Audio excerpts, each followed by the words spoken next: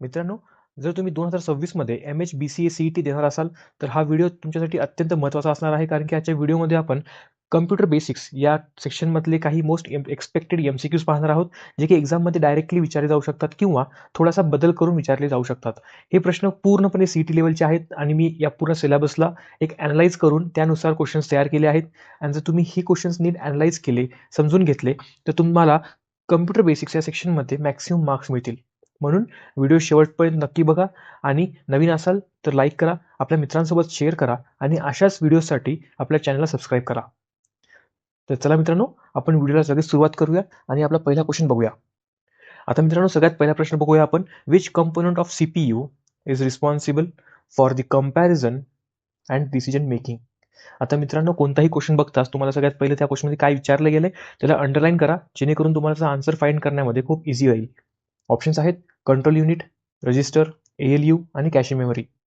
Correct answer असेल option C, that is ALU. आता ALU म्हणजे काय, तर अरिथमॅटिक लॉजिक युनिट. याला आपण CPUचं ब्रेन सुद्धा म्हणतो, कारण की याच्यामध्ये सगळे ऑपरेशन्स याच्यामध्ये होतात. आता याचं फंक्शन्स काय आहेत, तर परफॉर्मिंग अरिथमॅटिक ऑपरेशन्स, ज्याच्यामध्ये प्लस, मायनस, डिवाइड, मल्टिप्लिकेशन वगैरे येतं. आणि सेकंड म्हणजे लॉजिकल ऑपरेशन्स, ज्याच्यामध्ये ग्रेटर दॅन, लेस दॅन, त्यासोबतच अँड, ऑर असे भरपूर ऑपरेशन्स होतात. आता इथे क्वेश्चनमध्ये काय विचारलं ते कंपॅरिझन आणि डिसिजन मेकिंग. तुम्ही जर नीट बघितलं तर कंपॅरिझन आणि डिसिजन मेकिंग एक टाईप ऑफ लॉजिकल ऑपरेशन्स आहेत, जे की ALU मध्ये होतात. म्हणून करेक्ट आन्सर असेल option C, that is ALU. Okay, next question बघूया. Which memory is volatile in nature? Options आहेत रॉम, हार्ड डिस्क, कॅशे आणि फ्लॅश मेमरी. याचा करेक्ट आन्सर असेल option C, that is cache memory.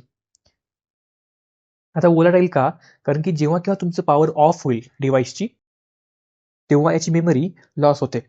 आता वोलाटाईलचा अर्थ हाच की जेव्हा केव्हा तुमचं मेमरी, जेव्हा केव्हा तुमचे पॉवर ऑफ होईल, ती मेमरी राहती का नाही. जर तुमची मेमरी ती डिस्ट्रॉय होत असेल तर त्याचा अर्थ ती वोलाटाईल असेल, नसेल तर मग ती नॉन वोलाटाईल असेल. आणि बाकीचे जे ऑप्शन्स आहेत त्यामधून करेक्ट ऑप्शन असेल कॅशे, कारण की जेव्हा केव्हा तुमची पॉवर ऑफ होईल तेव्हा कॅशे मेमरी इरेज होऊन जाईल. आता कॅशे मेमरीमध्ये काय काय असतं, तर तुम्ही जे काही रिसेंट डेटा वापरलाय तो डेटा असतो. त्यासोबतच तुम्ही समज कोणते ॲप्स वापरले तुम्ही, त्यासोबतच कोणते ॲप्स बॅकग्राऊंडमध्ये रनिंग असतील तर त्या सगळ्यांचा डेटा याच्यामध्ये असतो. आणि आता जे बाकीचे आहेत रॉम, हार्ड डिस्क आणि फ्लॅश मेमरी, हे टाईप ऑफ नॉन वोलाटाईल आहेत. ओके, नेक्स्ट क्वेश्चन बघूया. Which device is mainly used for backup storage? Backup स्टोरेजसाठी कोणता डिव्हाइस वापरला जातो? ऑप्शन्स आहेत RAM, pen drive, cache memory आणि रजिस्टर्स.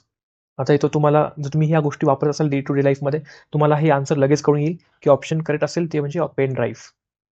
आता तुम्हाला कोणता समज काही फाईल असेल, तुमचं काही मेमरी असेल, तर तुम्ही कधी पण बॅकअपसाठी तुम्ही कोणत्या तरी पेन ड्राईव्हमध्ये किंवा हार्ड डिस्कमध्ये त्याला स्टोअर करता. ओके, कारण की ह्या गोष्टी कशा असतात, एकतर सगळ्यात पहिलं पेन ड्राईव्ह असतं ते म्हणजे नॉन वोलाटाईल, म्हणजे ही इरेज होत नाही, याच्यामध्ये गोष्टी स्टोअर राहतात. त्यासोबतच पोर्टेबल असतं, इझी टू कॅरी असतं, म्हणून आपण पेन ड्राईव्ह जास्त करून यूज करतो. आणि तुम्हाला समज कुठे कधी फ्युचरमध्ये गोष्टी लागत असतील तर त्यासाठी आपण आजच पेन ड्राईव्हमध्ये त्या गोष्टी स्टोअर करून ठेवतो आणि त्याला सांभाळून ठेवतो. म्हणून करेक्ट ऑप्शन असेल ऑप्शन बी.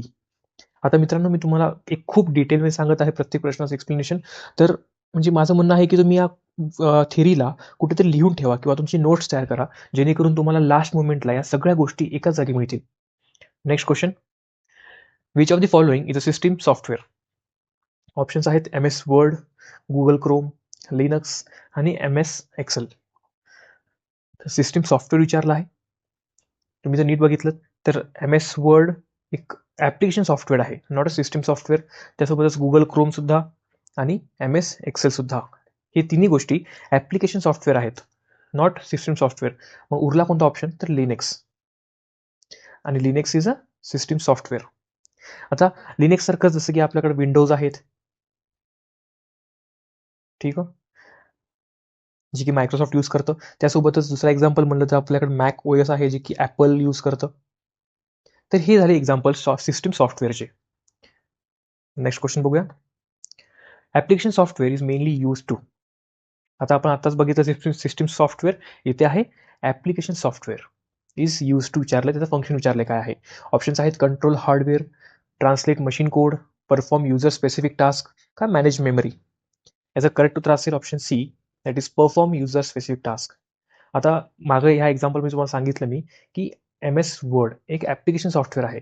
आपण जर इथं पकडलं एक्झाम्पल MS वर्डचं, तर MS वर्ड आपल्याला का वापरतो, तर समज कोणतं डॉक्युमेंटेशन असेल, तुम्हाला काही टाईप करायचं असेल, तुमचा काही डेटा असेल, तर तुम्ही त्यामध्ये टाकतो. तर MS वर्ड काय करतो, तर टायपिंगचं एक फंक्शन परफॉर्म करतो. तुम्हाला टायपिंग करायची आहे आणि तिथे टायपिंग होऊन जाईल. म्हणजे काय करतं, तर युजर स्पेसिफिक टास्क तुम्हाला ज्यासाठी ते ॲप पाहिजे त्यासाठी ते वर्क करेल. याचा अर्थ असा होतो. नेक्स्ट क्वेश्चन बघूया. Which protocol is use to transfer web pages. Options आहेत FTP, HTTP, SMTP, TCP. Correct उत्तर असेल option B, that is HTTP. याचा फुल फॉर्म असेल हायपरटेक्स्ट ट्रान्सफर प्रोटोकॉल. आणि जेव्हा केव्हा आपल्याला कोणते पण वेब पेजेस ट्रान्सफर करायचे असतात तेव्हा आपण ह्या गोष्टी वापरतो. आता तुम्ही बऱ्याच वेळेस बघितलं असाल कोणत्याही URL मध्ये HTTP आता सध्या यस असं आलंय, त्यालाच असं असं करून या अशा टाईपची URL असतात जेणेकरून आपण वेब पेजेसला ट्रान्सफर करतो. आता FTP कशासाठी वापरतो आपण, तर फाईलसाठी. समज तुम्हाला कोणती फाईल ट्रान्सफर करायची असेल तर त्याला आपण FTP वापरतो प्रोटोकॉल. त्यासोबतच SMTP युज्ड फॉर ईमेल्स आणि TCP यूज फॉर कनेक्शन्स. आता मित्रांनो मी ही गोष्ट सांगतोय तर लगेच लिहून घ्या. आणि जर तुम्हाला कोणत्या प्रश्नाचं उत्तर नसेल येत किंवा जर तुम्हाला काही समजलं नसेल तर मला आत्ताच कमेंट करा, जेणेकरून मी त्याचं एक छान एक्सप्लेनेशन देईल आणि तुमचे सगळे डाऊट्स क्लिअर करेन. नेक्स्ट क्वेश्चन बघूया. The full form of URL is. इथे ऑप्शन्स आहेत. व्हिडिओला पॉज करा, तुमचं आन्सर मला कमेंटमध्ये सांगा, म्हणजे मला कळेल की तुमची तयारी कुठेपर्यंत झाली आहे आणि तुम्हाला कोणत्या गोष्टीची अजून रिक्वायरमेंट असेल, जेणेकरून मी त्याच्यावरती व्हिडिओ बनवेल. याचं करेक्ट उत्तर असेल option A, that is uniform resource locator. आता URL तुम्हाला माहिती असेल, तुम्ही बरेच वेळेस बघितलं असेल. आता मी एक सेम एक्झाम्पल देईल तुम्हाला. HTTPS google.com हे झालं एक URL. आत्ताच आपण मागं बघितलं HTTPचं काय फंक्शन आहे, त्यासोबतच हे आहे पूर्ण URL. नेक्स्ट क्वेश्चन बघूया. The decimal equivalent of binary number 1011 is. आता बायनरी नंबर तुम्हाला माहिती नसेल तर आता हे एक्झाम्पल घेऊ आपण 1011चं. प्रत्येक वेळेस बायनरी नंबरच्या युनिट प्लेसला 1 असतं, इथे 2, इथे 4 आणि इथे 8.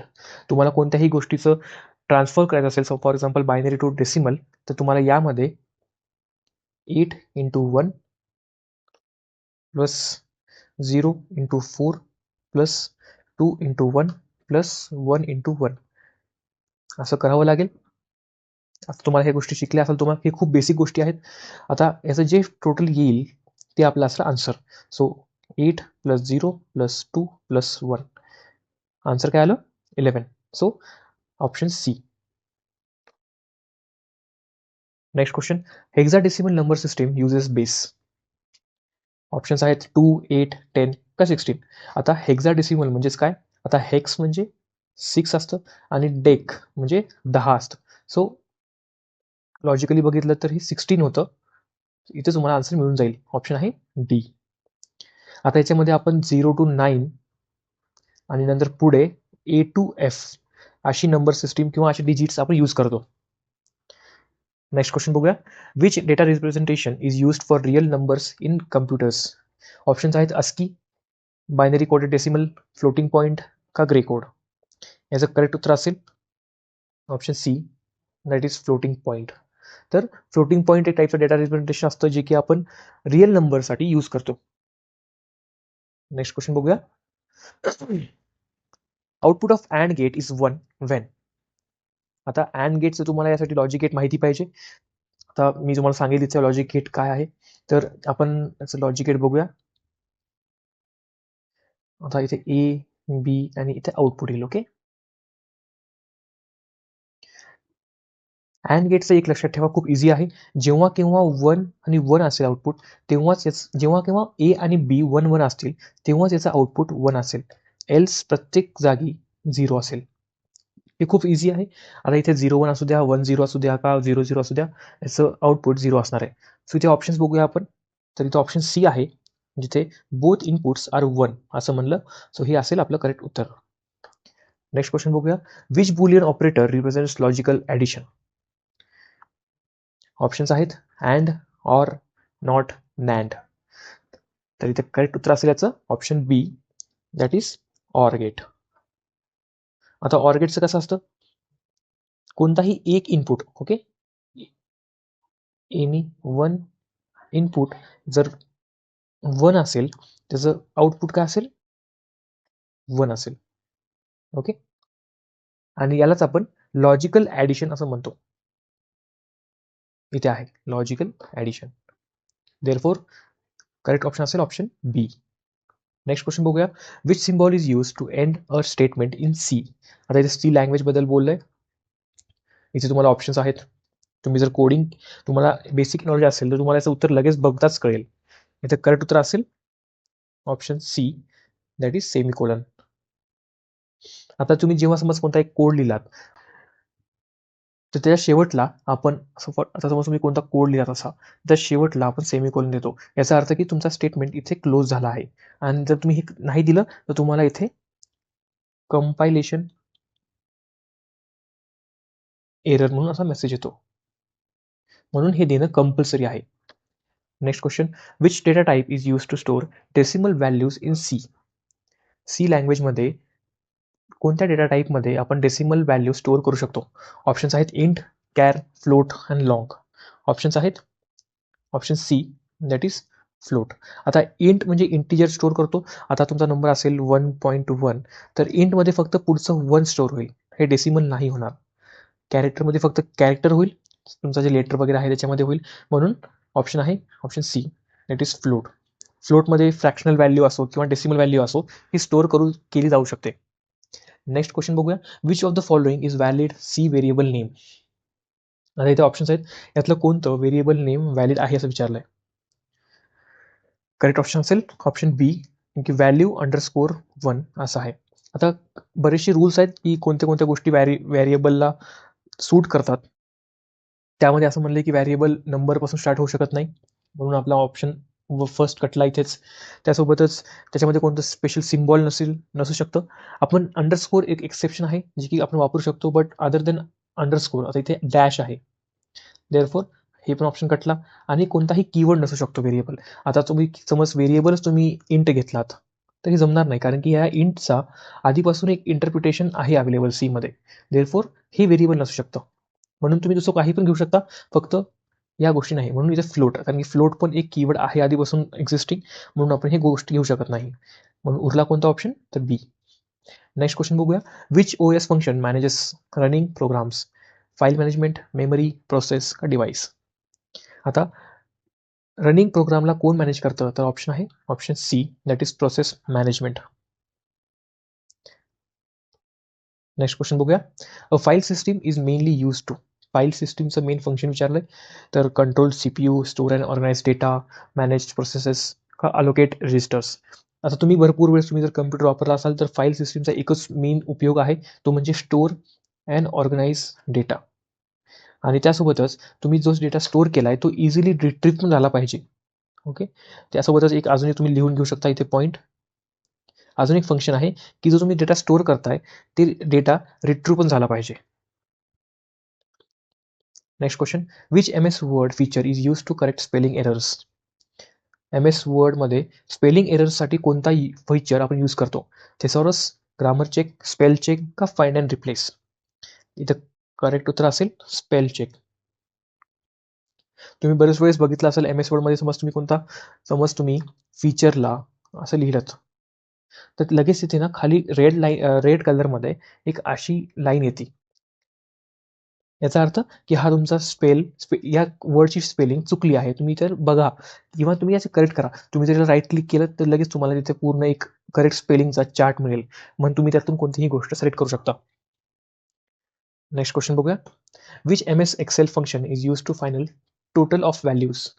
ऑप्शन्स आहेत काउंट, सम, ॲव्हरेज का मॅक्स? आता कोणत्याही व्हॅल्यूजची टोटल करण्यासाठी आपण त्याला काय करतो, तर ॲड करतो. आणि ॲडला आपण काय म्हणतो, तर सम.